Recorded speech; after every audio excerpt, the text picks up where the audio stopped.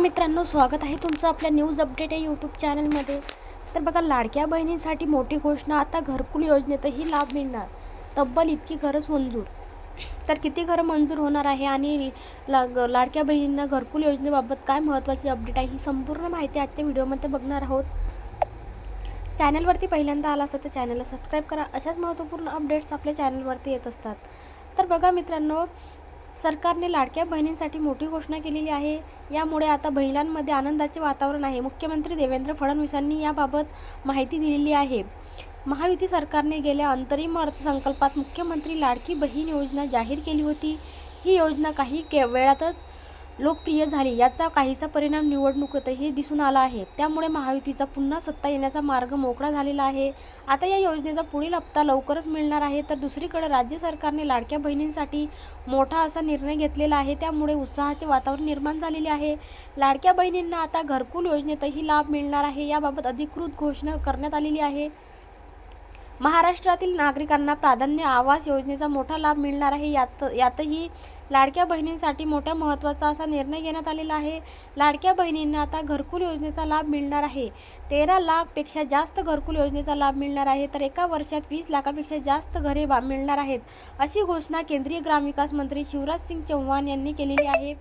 त्यामुळे आता सरकार लाडक्या बहिणींच्या पूर्णपणे पाठीशी असल्याचे दिसत आहे। त्यानंतर देवेंद्र फडणवीसांनी प्रतिक्रिया दिलेली आहे।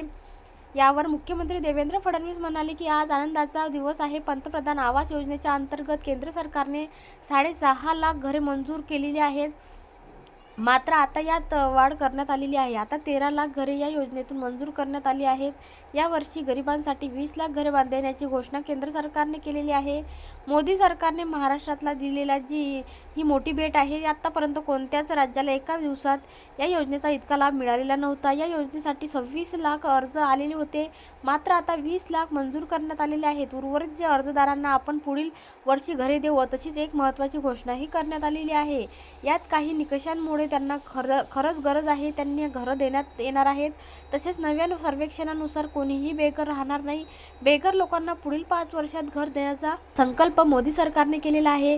मी पंतप्रधान नरेंद्र मोदी आणि केंद्रीय ग्रामविकास मंत्री शिवराज सिंग चौहान यांचे आभार मानत आहे की असं देवेंद्र फडणवीसांनी प्रतिक्रिया सुद्धा दिलेली आहे। या योजनेचा लाभ आता लाडक्या बहिणींनाही मिळणार आहे। यामुळे आता लाडक्या बहिणींमध्ये आनंदाचे वातावरण आहे। तसेच महायुती सरकार ही लाडक्या बहिणींसाठी नेहमीच प्रयत्नशील असल्याचे दिसून आले आहे।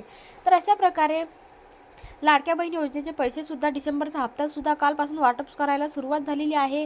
आणि लाडक्या बहिणींसाठी महायुती सरकारने खूप मोठा असा निर्णय सुद्धा घेतलेला आहे। लाडक्या बहिणींना आता घरकुल योजनेचा सुद्धा लाभ मिळणार आहे।